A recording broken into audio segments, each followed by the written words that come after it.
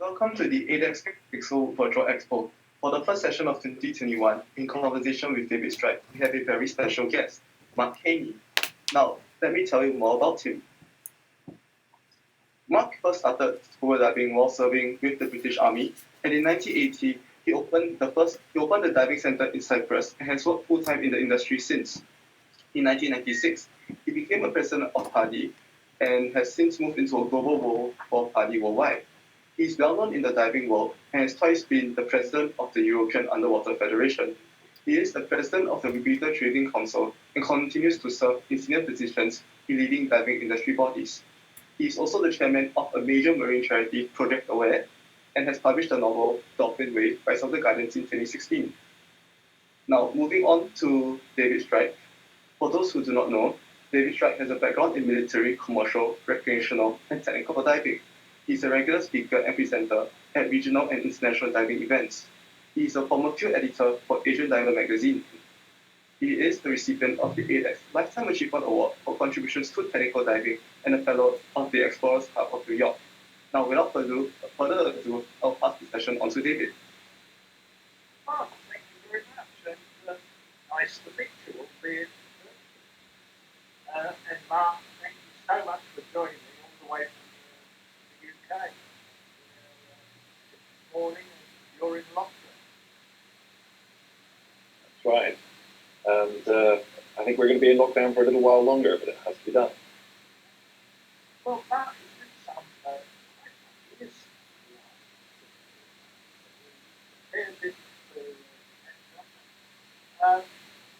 Just kicking off because there's so many wonderful aspects to your life. So let's start at the beginning.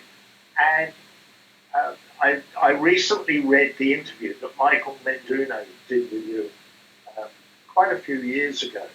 But I was very, very taken with your first introduction to the underwater world.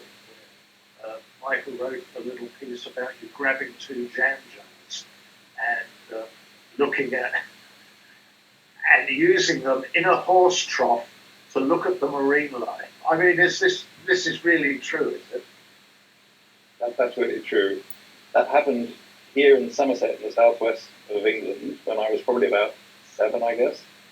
One day I was walking across the fields, and there was one of those metal horse troughs that the animals drink from. And I looked in, it was a nice sunny day, and I could see things moving under the water. Now, I'd been watching Jacques Cousteau on television prior to this, and I would have been amazed at that, but assumed it was for other people, really. But I thought, there's actually something in here. So I ran back home, found 2 empty jam jars, with my dad's screws out of them, and then ran back to the horse trough, held the jam jars against my eyes, and then lowered my head into the water, with the jam jars were just under the water. And lo and behold, I could see under there tadpoles, water bowfin, seaweed, actually, of course, freshwater weed. And it was a little world. And I thought, this is somewhere I can go. I want to be down there. And I made a decision in my head at that point, I've got to learn to dive as soon as I can. It was quite some years later, I take it, that you actually did start to dive. Yes, I did my first dive when I was 18 years old, while I was in the military. And it was a sports club.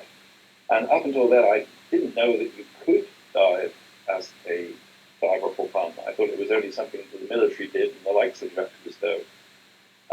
So when I saw a notification that there was a dive club where I was posted, I thought, I'm going to have to do that. And that was in Northern Ireland.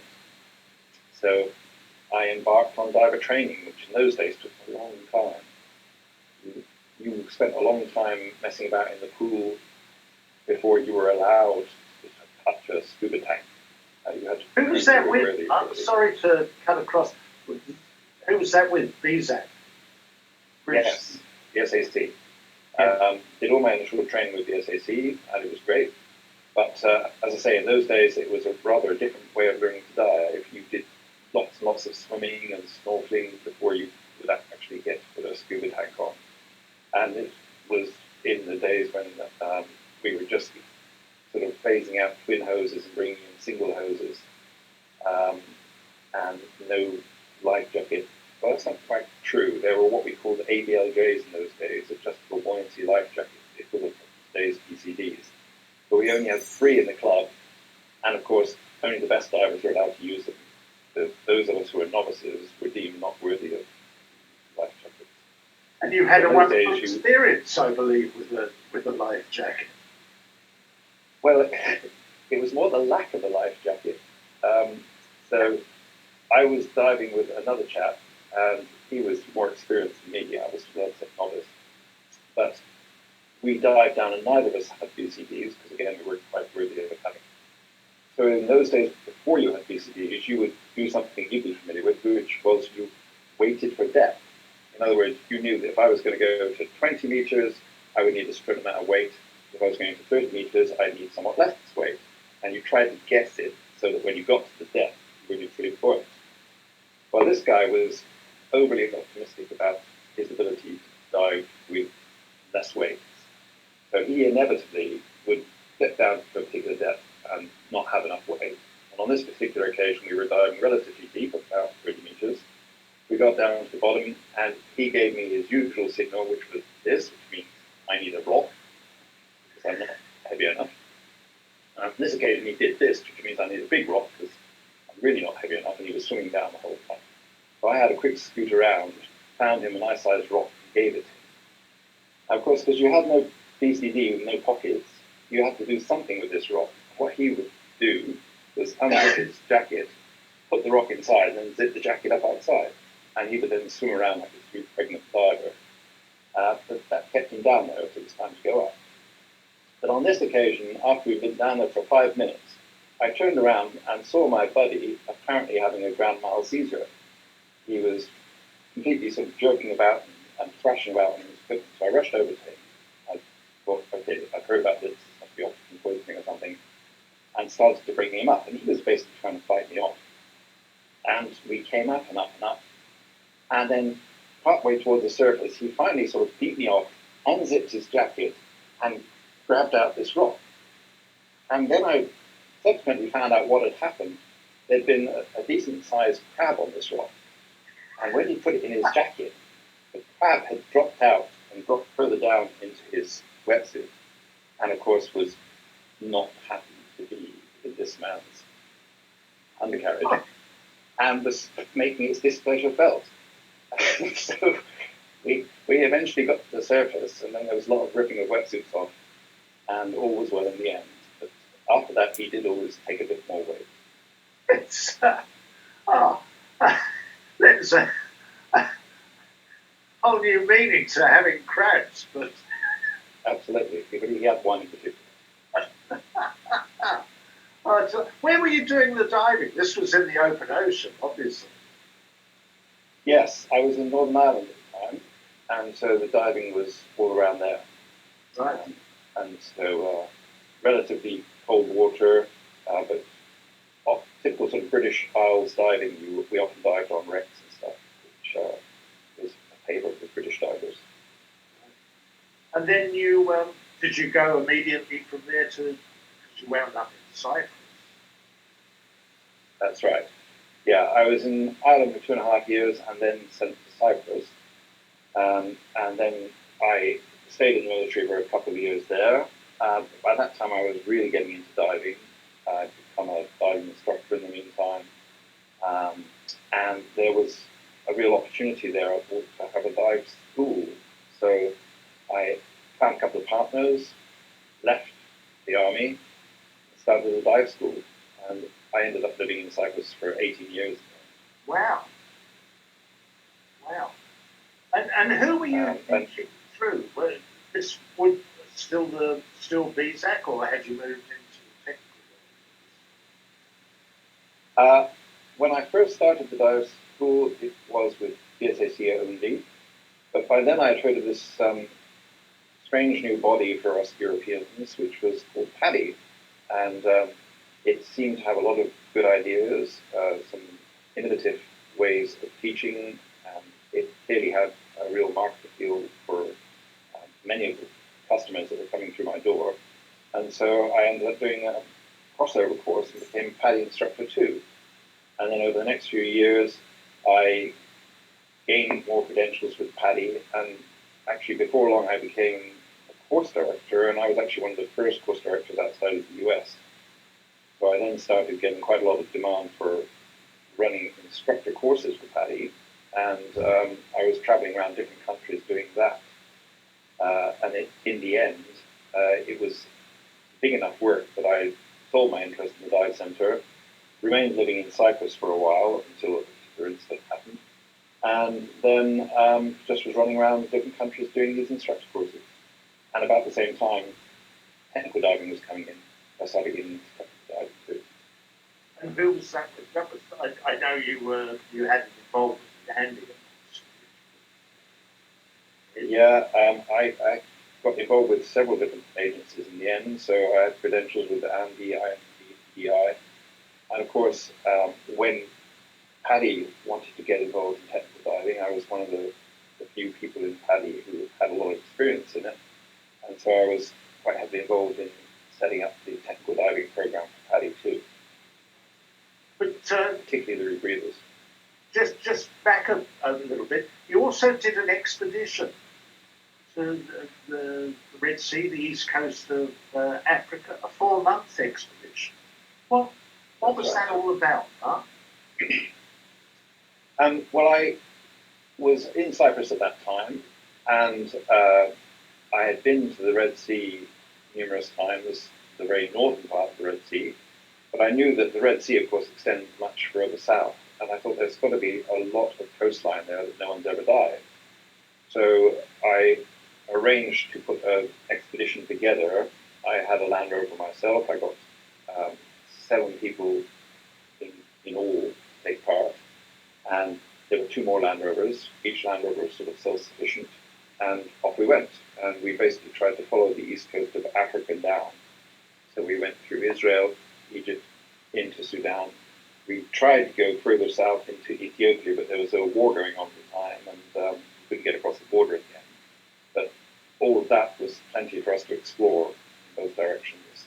And particularly when we got down into the very south of Egypt and into Sudan, it was areas where nobody had dived before, so we were exploring completely new places, which was great. You carried all of your own gear, compressors, presumably. Yeah.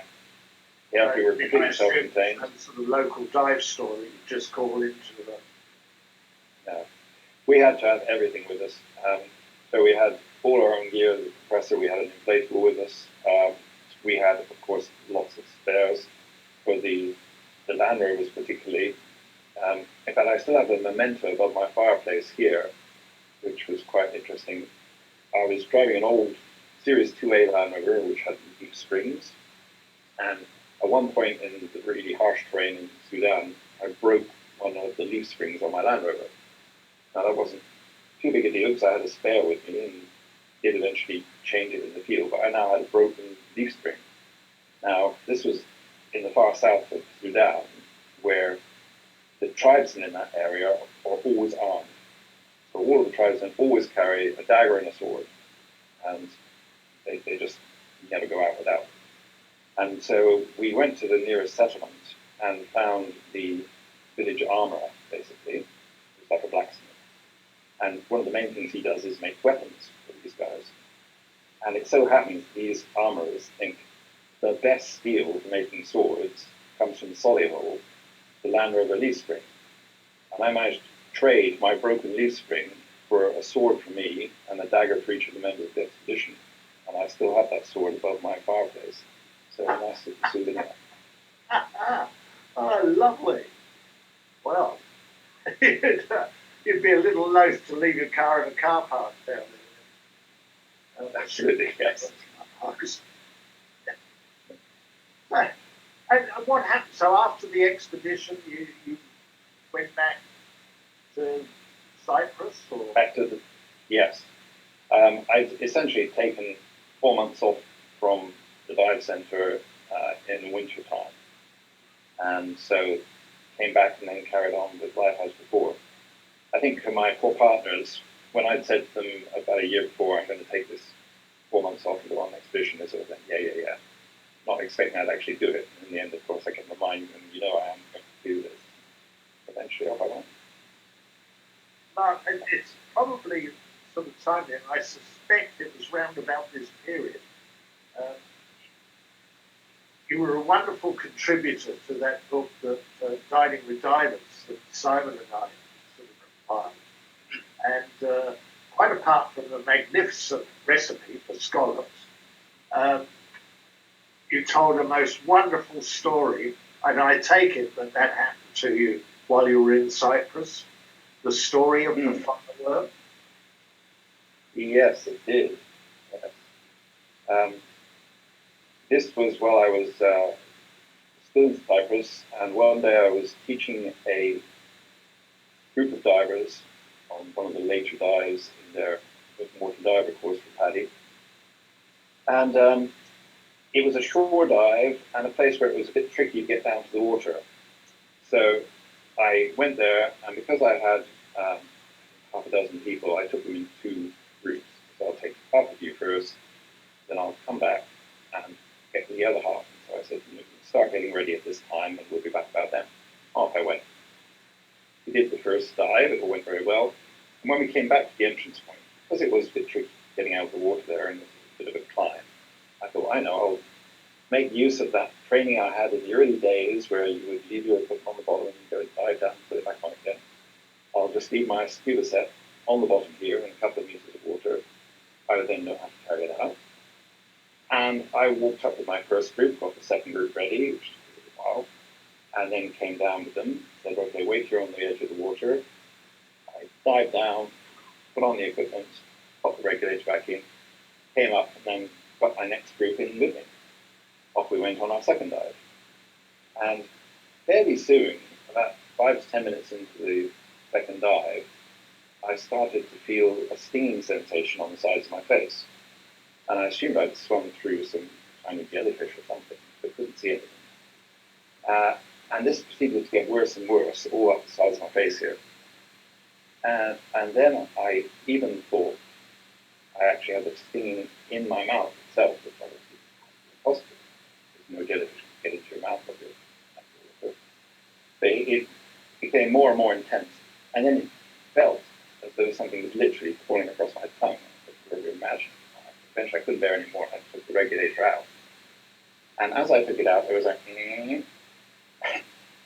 fireworm about this long. And for those of you who may not know what a fireworm is, they look like red and white caterpillars, but they're sort of segmented worms with white bristles along the side which sting. And obviously this fireworm had found this lovely cave to move into, my regulator. And once I'd started breathing from it, the bristles must have been blowing out and my exhaust bubbles going up the side of my face. So, yeah, that stinging was real. And of course, once I got this thing off my tongue, I switched to my octopus rig, very often at the dive, my mouth really started to hurt, and I now knew why.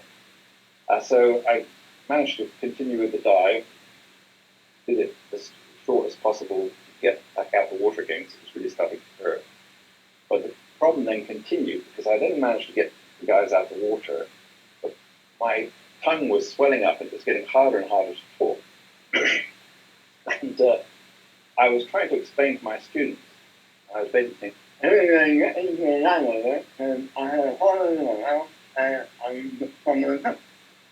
and they, between them, decided this was obviously something to do with the many lectures we had about all the various things that could go wrong in diving and how to avoid them.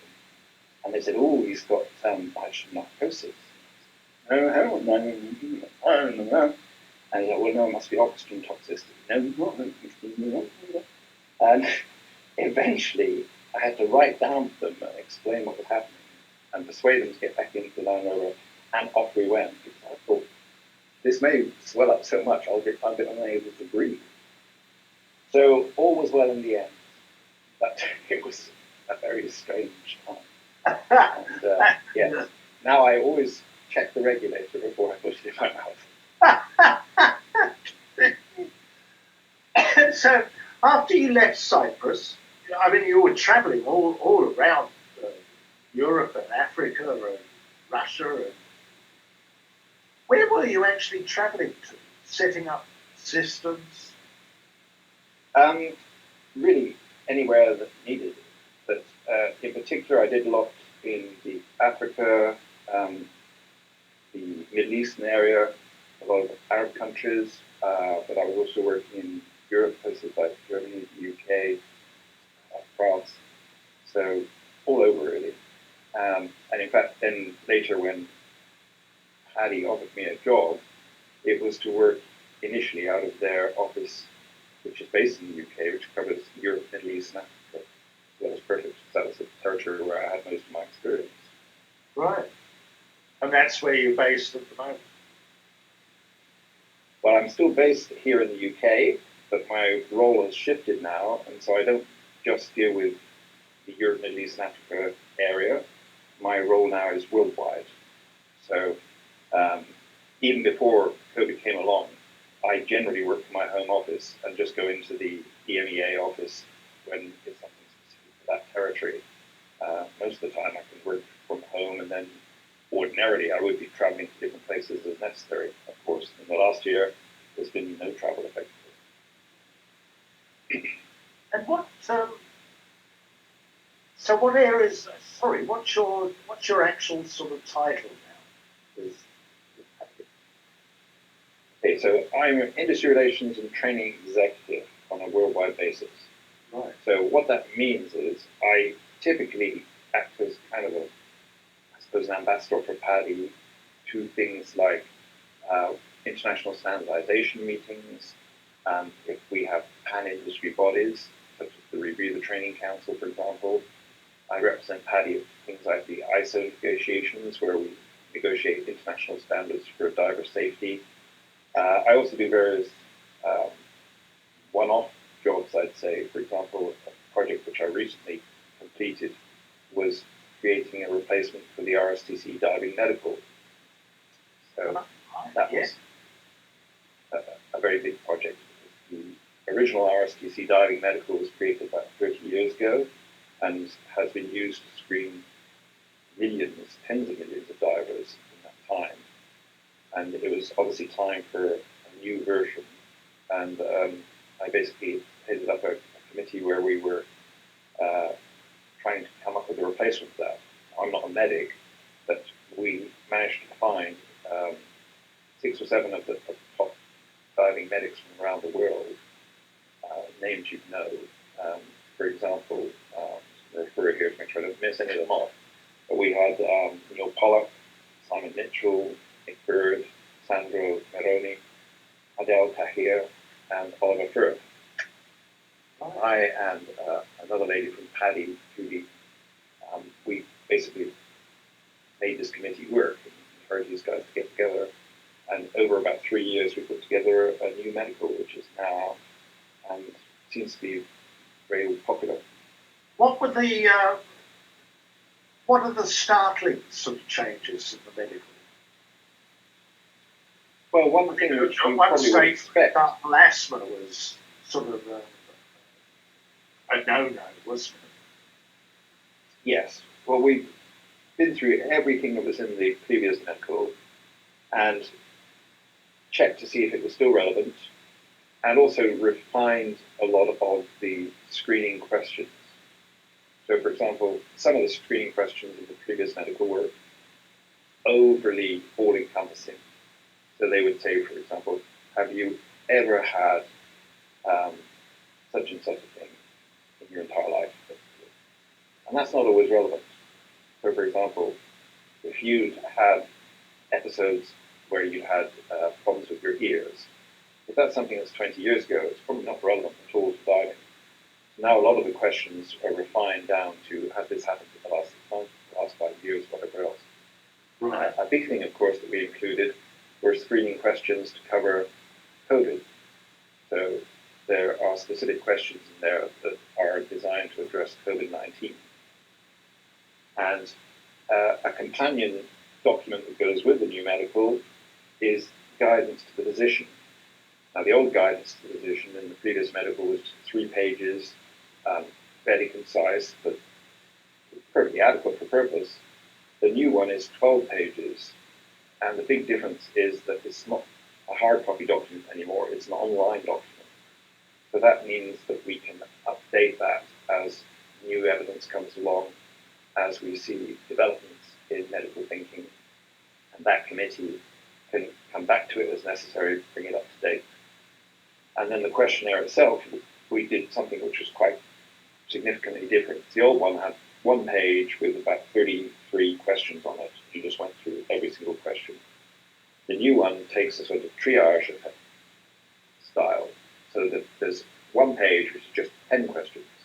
Right. And you go through those 10 questions. If you say no to everything on there, you're finished. Yeah. But for many of those questions, if you say yes, it will say go to page 2, box C, and then you'll get supplementary questions, which basically find out if this is really a problem or not.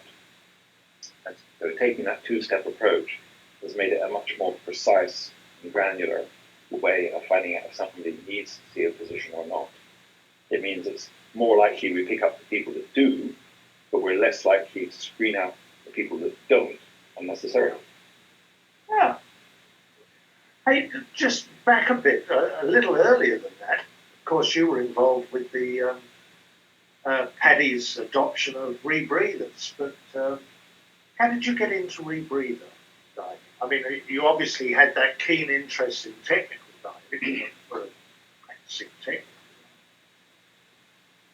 Yes, because, as you say, I was involved in technical diving, I could see the possibilities inherent in rebreathers. They would allow us to effectively dive deeper and longer with, in some respects, greater safety, certainly greater extension of time and depth limits, because we were basically breathing the optimum oxygen content the entire time, which was excellent. It made it also much more economic to use mixed gases. But even within recreational diving ranges, I was very interested in rebreathers because I'm a keen photographer, and I like the fact that they don't create bubbles, so you can get much closer to marine life. So that side of it appeals to me too. So yes, I started getting involved in them quite early on, relatively speaking, in the 90s. And semi-closed rebreathers, fully closed rebreathers, basically as each new thing came along, I gave it a try.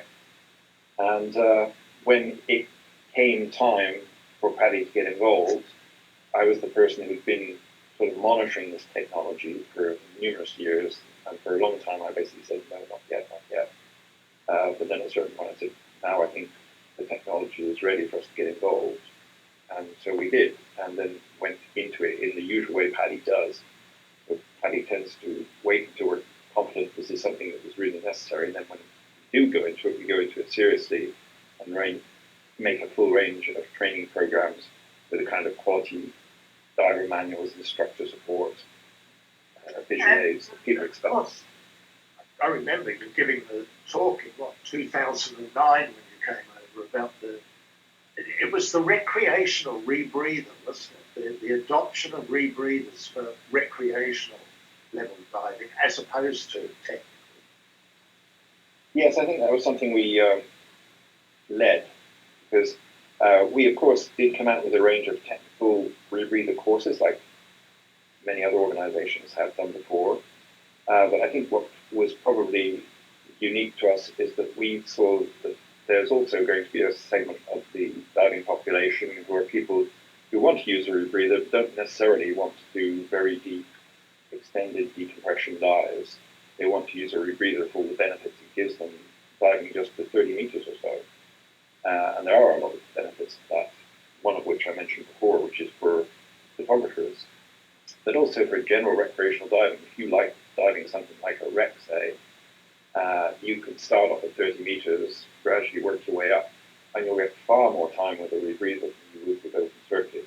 Because again, the rebreather is always dosing you with the optimum level of oxygen and the minimum level of gases which are going to be absorbed into your bloodstream. So they are terrific tools for that kind of thing. And for that reason, we said, yes, it would be appropriate to have courses for recreational divers, but probably we should put limitations on the specification of the rebreathers they should be using, because a recreational diver doesn't need as complex a tool as a technical diver does. A recreational diver wants probably to have less involvement, less thinking about it. And so we came up with a guideline for this with a type R, type T concept of different specifications for different users. Was that a case of sort of adopting or adapting rebreathers that were being produced by the manufacturers, or were you helping, I was going to say dictating to the manufacturers what was required for the recreational rebreather? Certainly not dictating, but yes, I remember talking to some manufacturers early on and basically saying, here's ideally what a recreational rebreather diver would need. Here's a list of the features that would be perfect for them. And some of those manufacturers I know did go away and do their best to meet those specifications and actually came up with some rebreathers which were a lot more appropriate for recreational divers to use, a lot easier to dive with. And yeah, I like to think that definitely influenced thinking. It's a continuous evolution, of course, but there are things that can be done to make rebreather diving easier for the average diver. Has it lived up to your expectations of, say, sort of 10, 12 years ago? I think it's growing in the direction I expected. I think it's still got a long way to go. I think it can still expand quite a lot.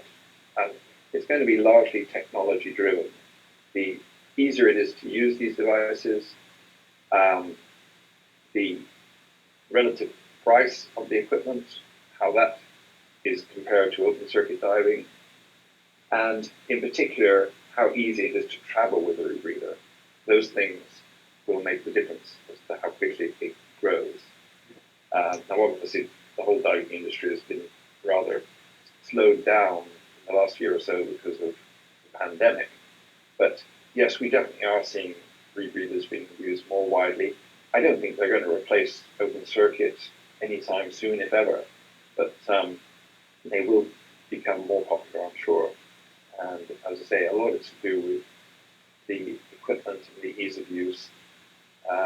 You can engineer out a lot of possible problems that can happen in rebreather diving, but you always do need good training. And that's why at the moment in ISO we're working on ISO standards for rebreather diver training.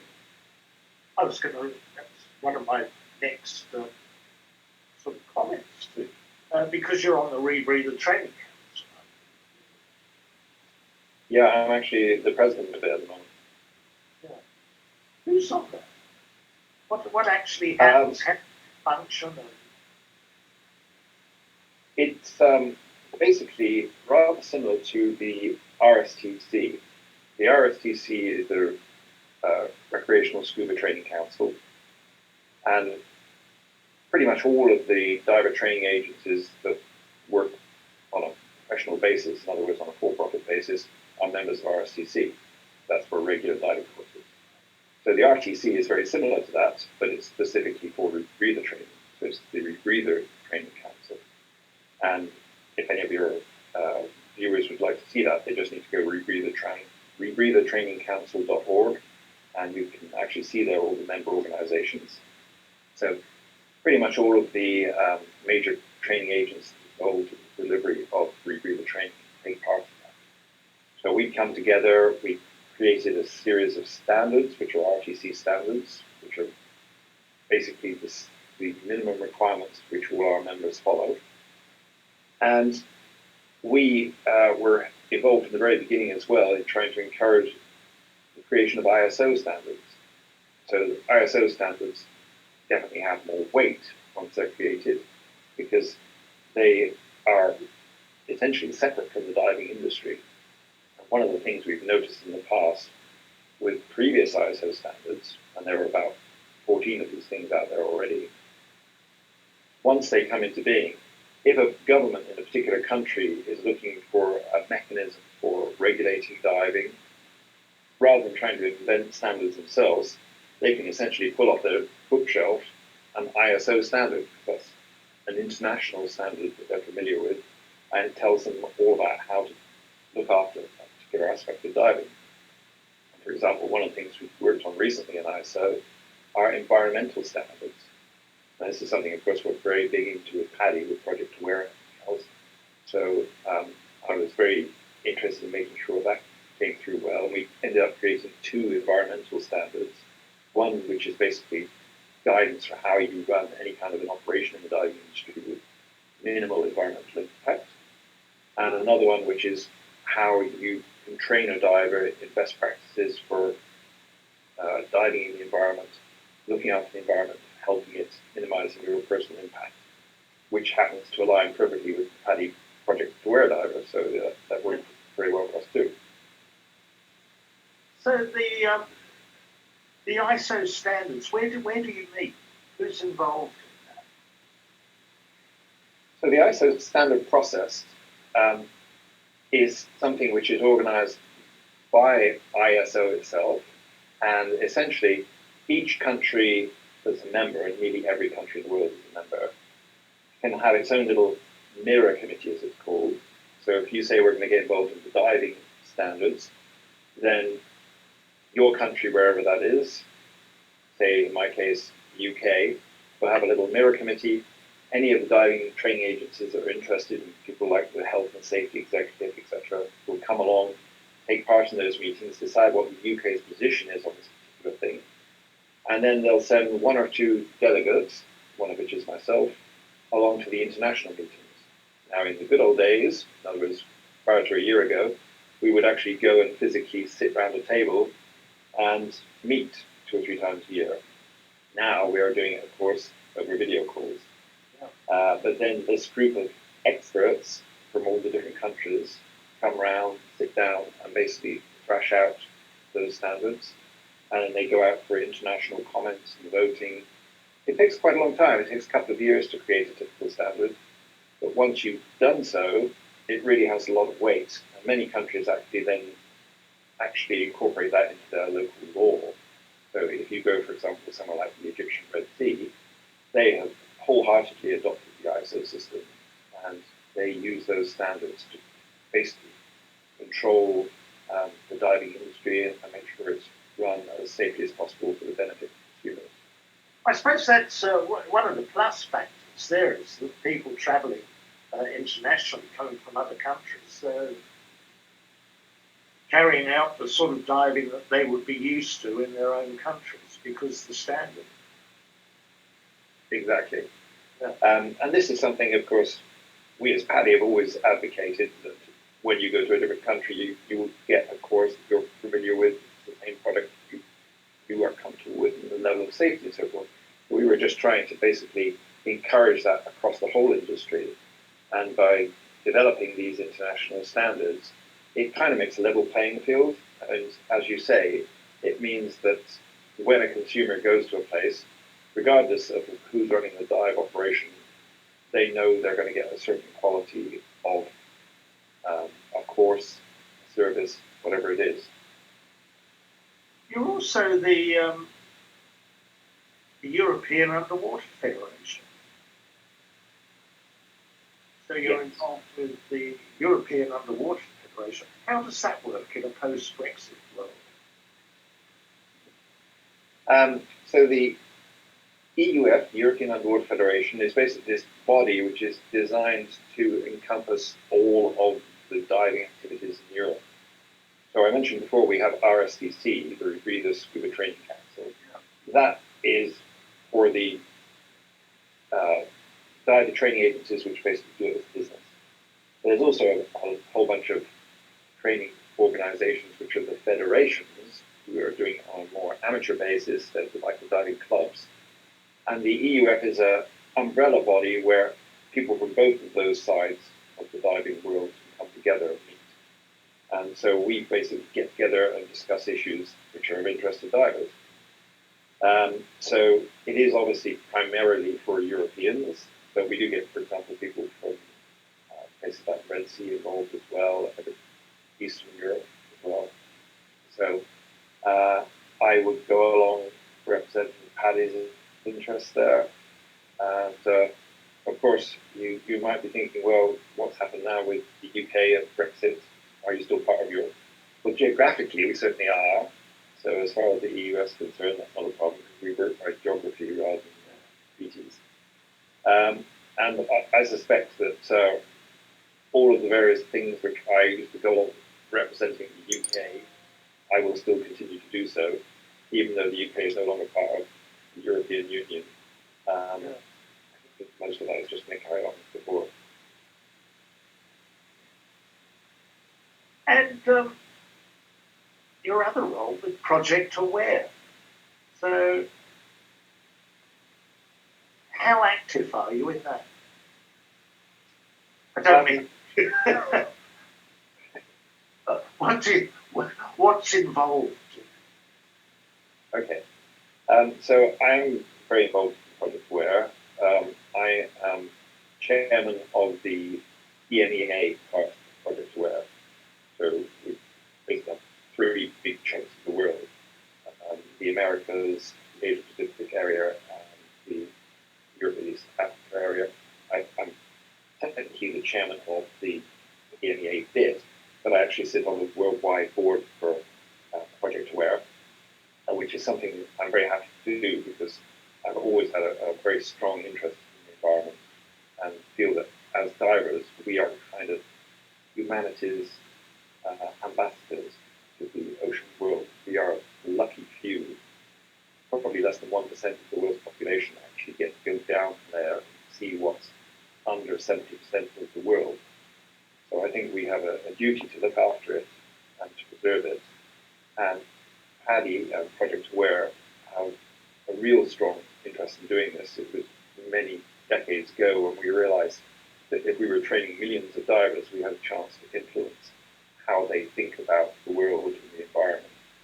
And so this is something we have pushed very heavily, and it's been a real pleasure to have that opportunity to try and look after the underwater world, to try and raise awareness about it.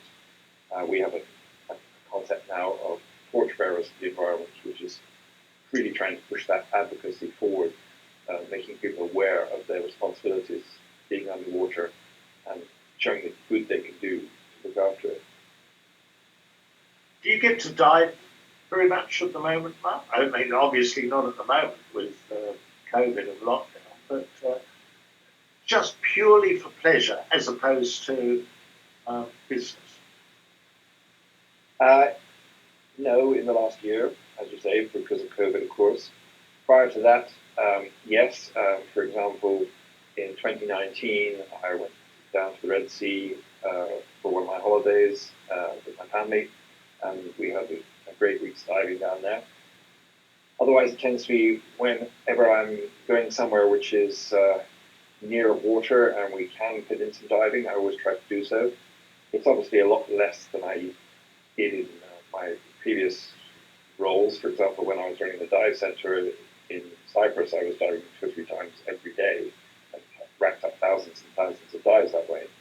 Now it's just whenever I get to go somewhere nice. Yeah. I'm not so desperate that I tend to go in the local river. That's not very inviting. And photography still holds its appeal? It does.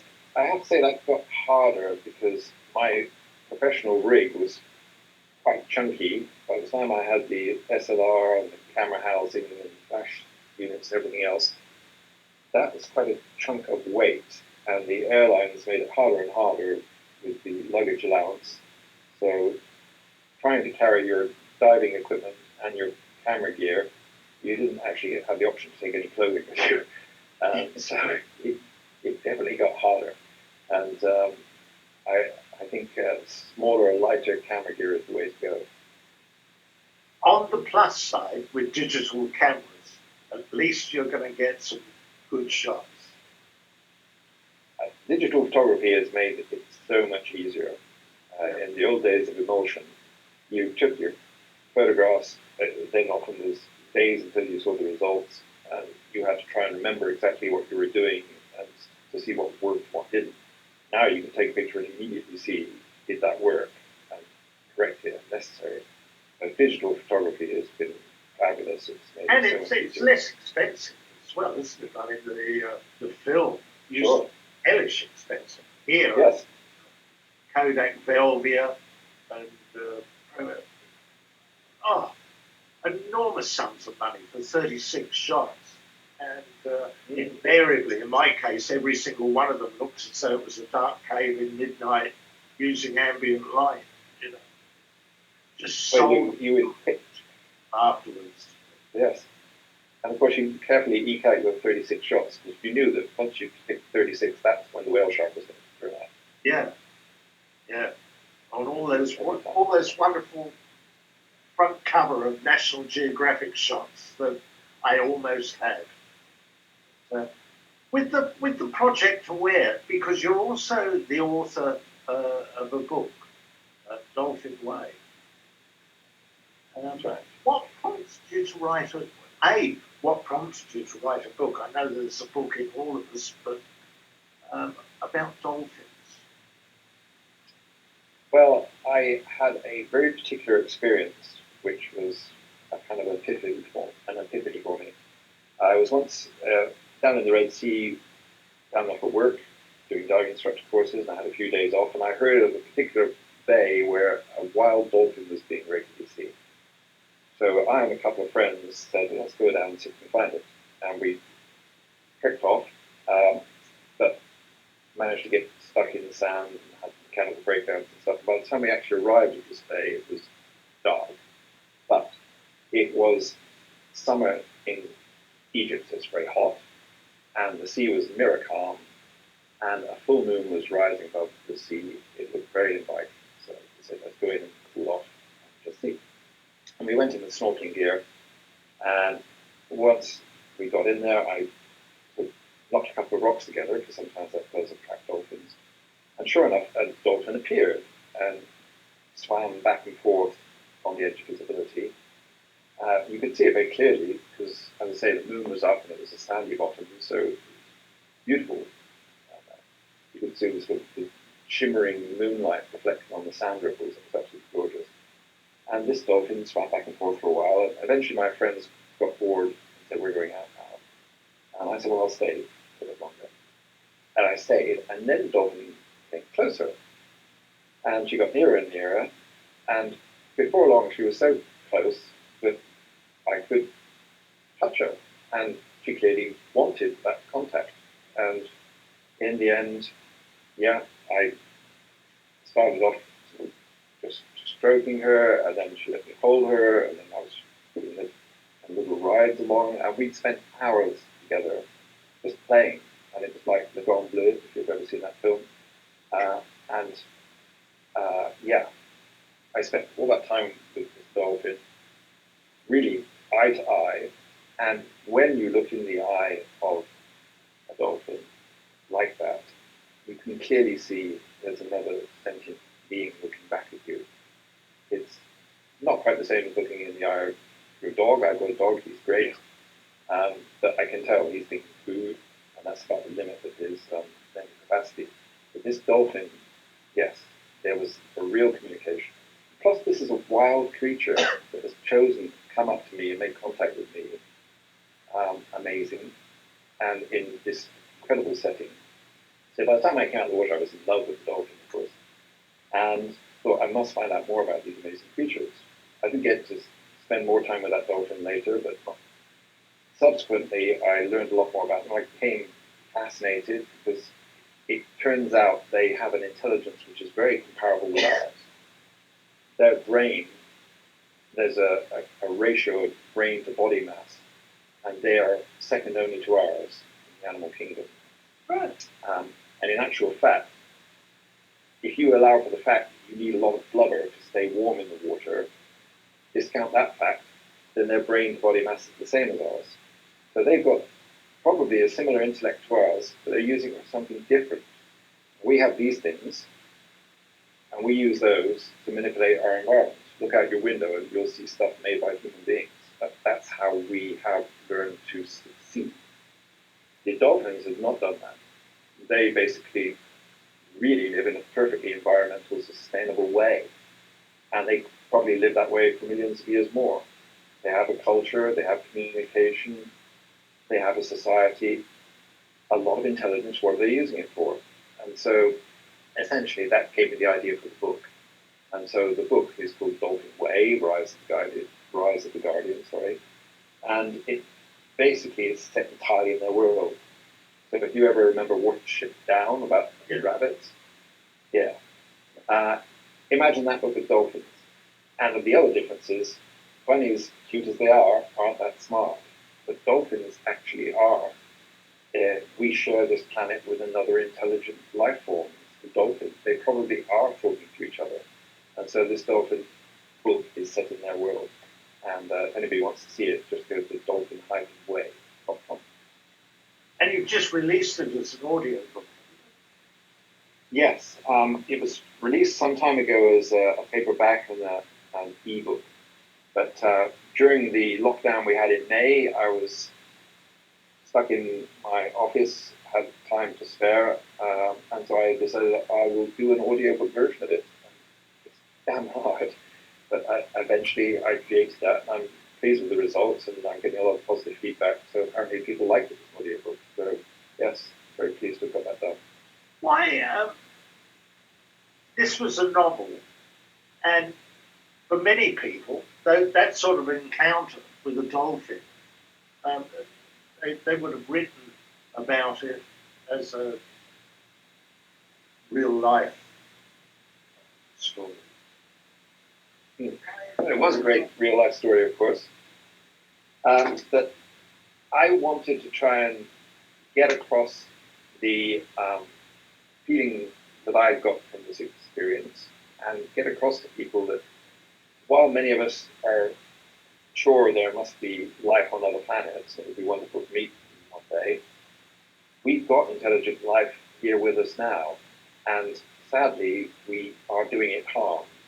So the various things that man is doing, such as overfishing, noise pollution, things like military sonar and stuff, basically general pollution in the water, all the plastics going into the water which are building up through the food chain, the apex predators, all this kind of stuff is harming dolphins. And I wanted to basically draw a spotlight on them. And so, although it's fiction, everything in it is based on facts. So if anybody reads that book, they're actually going to learn a lot about dolphins. I went to a lot of trouble to make sure it's realistic. Well done. And that took you quite some while to write that as well, didn't it? It took a long time. It took me years to write it and rewrite it, and then more years to find an agent and a publisher. You know about this, you publish a book, it's hard work. So I'm very pleased that I got it done. As you say, everybody's supposed to have a book in them. I finally got mine out. Delighted I did. And I might even write a sequel. I have one now. And just on that same subject of the environment and the critters in it, you had another encounter with a fireworm, you would say. Yes. Slightly different. I once was again leading a group in Cyprus and more experienced divers. And at one point came across a Triton shell, which are these big curly shells like the ones you use a trumpet. And this thing was on top of a rock. It was obviously nearly dead because it was kind of half hanging out of its shell, and there were about 4 or 5 fireworms with their heads in the mouth of the shell eating this thing. So the poor creature was being eaten alive. It was obviously on the edge of death. Anyway, I called over my group, and there was a girl in front of the group, Triton shell, and she sort of went like this. I thought she's obviously disgusted that this poor thing is being eaten alive. So I picked up the shell and gently shook the fireworms off so that she could see it properly. So I was trying to teach them about marine life. I said, Triton shell. Obviously, it's sick.